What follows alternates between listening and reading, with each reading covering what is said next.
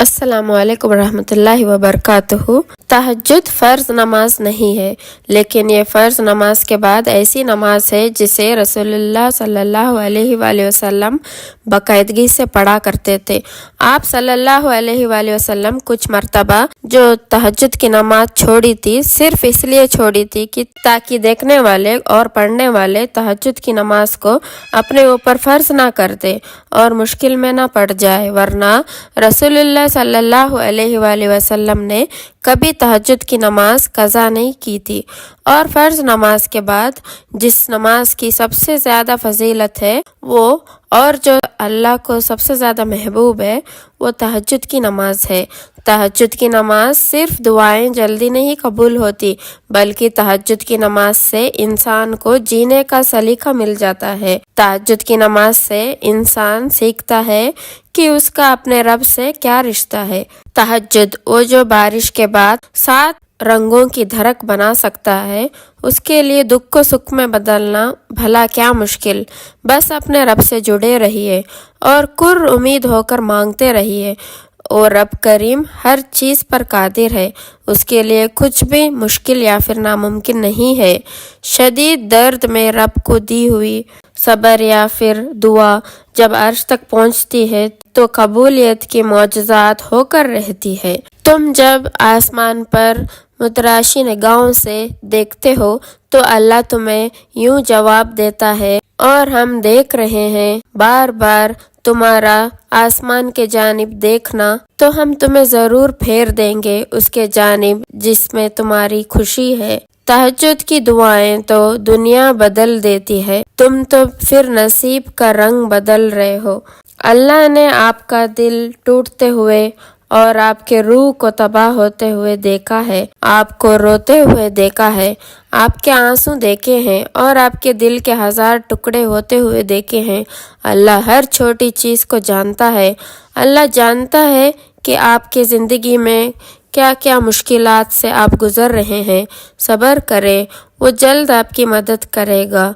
जब दिल थक जाए तो जान लो कि आसमान की तरफ से तुम्हारी मदद के लिए कबूलियत का अब कोई न कोई दरवाज़ा खुलने लगा है।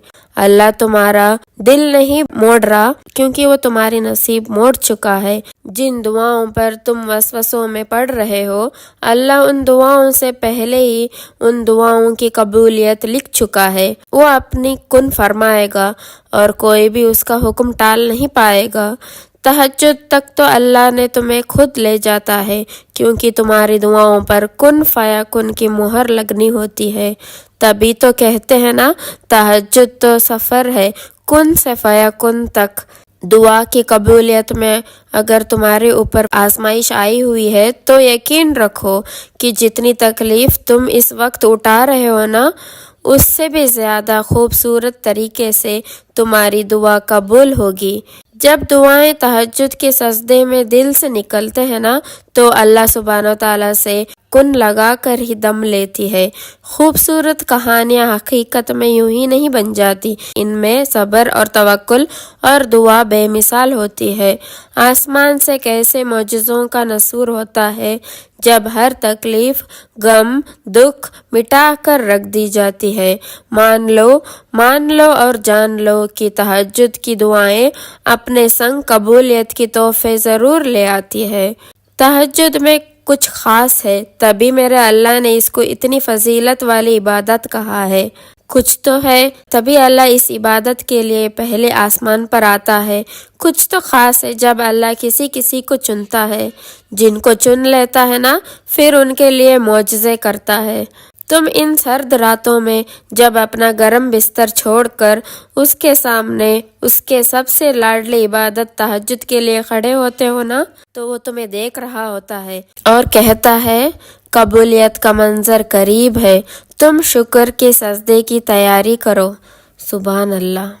अगर आपको आज की ये मेरी वीडियो अच्छी लगी है तो प्लीज़ लाइक कर देना और शेयर भी कर देना, और मेरे चैनल को ज़रूर सपोर्ट करना और दुआओं में याद रखना। फिर मिलते हैं नेक्स्ट वीडियो में, तब तक के लिए अस्सलाम वालेकुम रहमतुल्लाहि व बरकातुहू।